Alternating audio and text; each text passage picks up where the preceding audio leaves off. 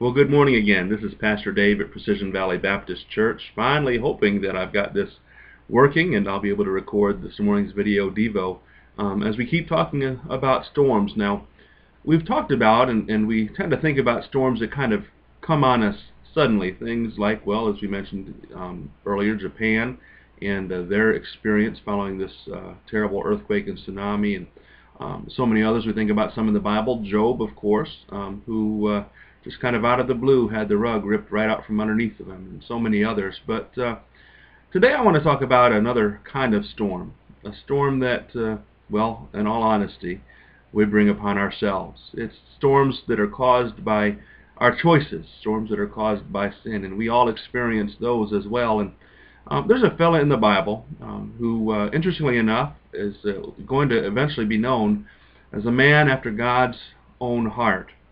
But if you look at the life of David, there are many times and many storms that he faced that were storms of his own brewing, things that came as a result of his choices. And one such storm followed on the heels of what we would consider today just well, actually, probably today we'd think of it as normal, looking at the celebrity lifestyle, so to speak, but certainly in David's day and among those who follow God, it was a very grievous sin.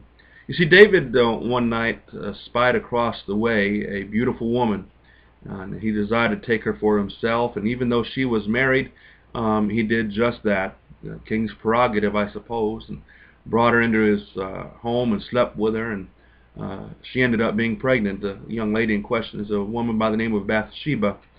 Bathsheba ended up carrying a child David knew would be his. Her husband had been away fighting in the wars, and her husband Uriah the Hittite came home, and David tried to finagle things and make things so that Uriah would go and sleep with his wife, and maybe Uriah would believe the baby to be his.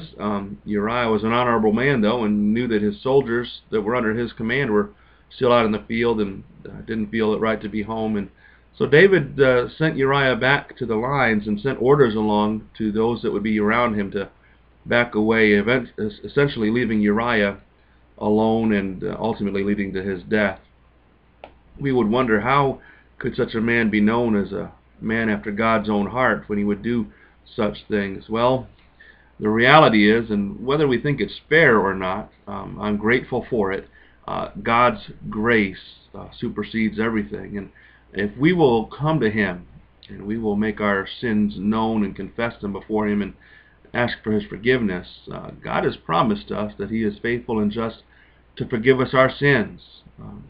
And that's what happens. David does just that. Let me read to you a passage out of Psalm 51, which is the psalm that David wrote in the midst of this experience. Here's what he says. Be gracious to me, God, according to your faithful love, according to your abundant compassion. Blot out my rebellion, wash away my guilt, and cleanse me from my sin.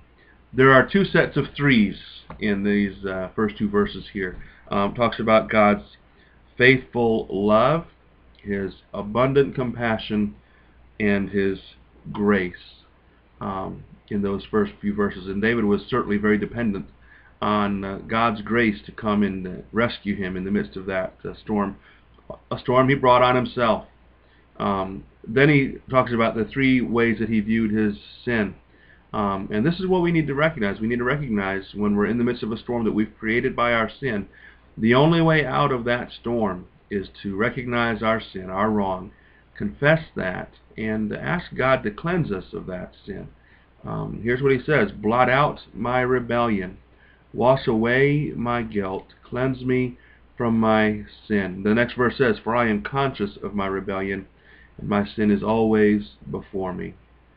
Friends, listen, let me encourage you with this. No one's perfect. The Bible tells us everyone has sinned and falls short of the glory of God. There's a mark set that we all miss. And so we all experience these storms that are caused by our actions. Sometimes they're terrible storms. Sometimes they lead us in maybe even legal consequences. A lot of times it's just that we are recognizing the guilt that we bear and the weight of that guilt and how it eats away at us. But there's an answer, and it's an answer that's available to everyone. The answer is forgiveness. And God offers us that forgiveness. It's available. It's available to everyone who will come to Him. We can find freedom from the guilt and the weight of that guilt by coming to Him and asking for His forgiveness and confessing our sin before Him. And it's available, but it's not automatic. We have to make the steps toward God.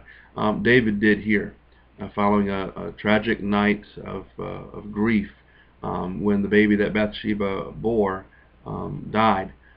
David found his way to God, and we need to find our way to God as well.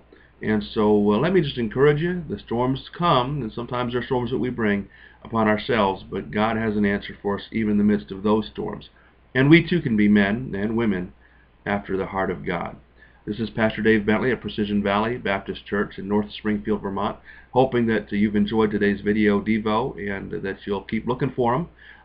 Again, just know the storms are coming. Sometimes we bring them on ourselves, and sometimes they're just there. God has a purpose in all of them, though, to bring us closer and closer to Him.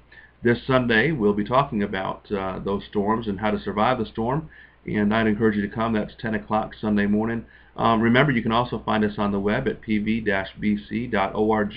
or you can become our friend on Facebook. Just look up Precision Valley Baptist Church, or me, Dave Bentley. I'm the pastor there. Today's St. Patrick's Day, so hopefully you're wearing green. I don't know if you can tell that I am, but a little bit. And I pray that you have a great St. Patrick's Day, a great week before you, and even in the storms of life, look for the hand of God, because He's right there with you, and He's there to lead you through and bring you out. God bless.